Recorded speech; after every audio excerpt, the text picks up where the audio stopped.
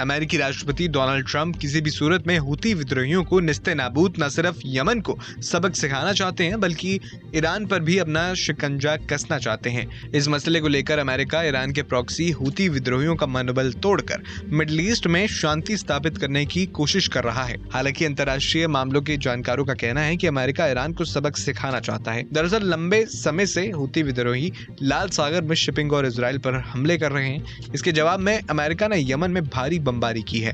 अंतर्राष्ट्रीय मामलों के जानकारों का कहना है कि अमेरिका की रणनीति केवल यमन तक सीमित नहीं है बल्कि इसका दायरा कहीं अधिक बड़ा है। कई लोगों का कहना है कि अमेरिका का यमन पर हमला डोनाल्ड ट्रंप की तात्कालिक और अव्यवस्थित विदेश नीति का उदाहरण है। वहीं कुछ लोगों का कहना है कि ट्रंप प्रशासन का असली मकसद ईरान को परमाणु समझौते के लिए मजबूर करना है। इसके लिए अमेरिका ने इजराइल को हमलों की खुली छूट देने के साथ साथ यमन, सीरिया और लेबनान के खिलाफ आक्रामक कदम उठाने का फैसला लिया है। दरअसल ट्रंप प्रशासन ने इजराइल को ईरानी ठिकानों पर हमले की खुली छूट दे दी है, जो इससे पहले किसी भी अमेरिकी प्रशासन ने नहीं किया था। इसी कड़ी में इजराइल ने सीज फायर को आगे बढ़ाने पर सहमति नहीं बनाने के बाद दोबारा बमबारी शुरू कर दी। ट्रंप प्रशासन ने बेंजामिन नेतन्याहू के इस फैसले का समर्थन किया। इन लोगों का कहना है कि इसका मकसद ईरान पर दबाव बनाना और उसके प्रॉक्सी संगठनों को कमजोर करना है। गौरतलब है कि अमेरिका ने 15 मार्च से यमन में हूती विद्रोहियों के खिलाफ अपने सैन्य अभियान को तेज कर दिया है। इन हमलों का मुख्य उद्देश्य लाल सागर में शिपिंग कंटेनरों, इजराइल पर होने वाले हमलों को रोकना। इसी कड़ी में पिछले अमेरिकी रक्षा मंत्री पीट हेग्सेथ ने अपने एक इंटरव्यू में कहा था कि जब हूती हमला बंद नहीं करेगा, हमारी कार्रवाई जारी रहेगी। दरअसल अमेरिकी प्रशासन का मानना है कि हूती विद्रोहियों के पीछे ईरान का हाथ है। हूती विद्रोहियों को ईरान न सिर्फ धन मुहैया कराता है बल्कि उसे ट्रेनिंग भी देता है।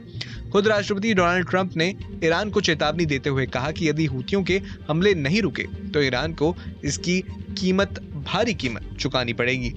जानकारों के मुताबिक ट्रंप की ये रणनीति ईरान को परमाणु समझौते के लिए मजबूर करना है। हालांकि अमेरिकी दबाव और हमलों के बावजूद ईरान के सर्वोच्च नेता खामेनी ने झुकने से इनकार कर दिया है और उन्होंने ट्रंप प्रशासन के परमाणु समझौते पर बातचीत के प्रस्ताव को भी ठुकरा दिया है। यमन में हूती विद्रोहियों पर अमेरिकी हमलों ने राष्ट्रपति ट्रंप की उस चेतावनी को सही साबित किया है जिसमें उन्होंने कहा था कि यदि ईरान अपने परमाणु कार्यक्रम को नहीं रोकता और परमाणु हथियार बनाने की कगार पर पहुंचता है तो अमेरिका और इजराइल उसके परमाणु स्थलों पर विनाशकारी हमले कर सकते हैं। ट्रंप प्रशासन ने इजराइल के साथ संयुक्त हवाई अभ्यास करके एक और कड़ा संदेश दिया है।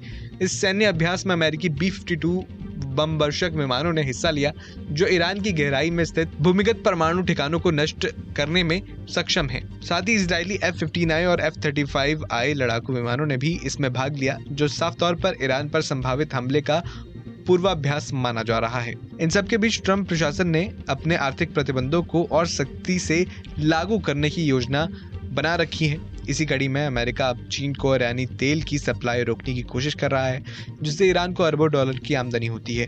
ये तेल बिक्री ईरान की अर्थव्यवस्था की लाइफलाइन है। ऐसे में अमेरिका का मानना है कि अगर कमजोर या फिर इसे काट दिया जाए तो ईरान लंबे समय तक इसका दबाव सहन नहीं कर पाएगा। ऐसे में सवाल उठता रहा है कि ईरान कब तक ट्रंप के दबाव को झेल पाएगा और परमाणु समझौते पर बातचीत से दूर रहेगा। फिलहाल आपका इस वीडियो पर क्या कहना है, हमें कमेंट बॉक्स में जरूर बताएं। न्यूज नेशन अब व्हाट्सएप पर खबरों की ताजा अपडेट के लिए न्यूज नेशन के इस QR कोड को स्कैन करें।